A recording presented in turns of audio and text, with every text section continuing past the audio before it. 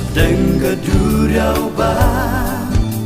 jing be'eriong ki bas nutrim hajing at pulung ba jing im jong i hang ta kadon ban lai silang kamla ben ban keti jong utrai yang ginam ta kara kat no krau ka jing e ba pula jong utrai la jing im to ngin ai sa u bula ben im ai nong pop kum yi man jong u ngin le to ngin ya ro oh hallelujah you Jesus Christ utrai hati yat lem tiba ngai một sen như thạch như xoay bần bút kia đêm chặt nón nhớ lầm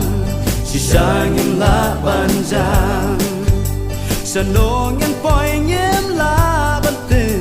chỉ sai nơi nhị cá lên và bori tang na utrai chừng em bằng những bên phai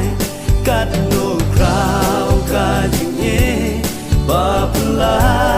trong utrai la chừng em to ngin ai sa u bula ben em ai nong pop kum yi man chung u ngin le to ngin ya ro oh hallelujah you Jesus Christ utrai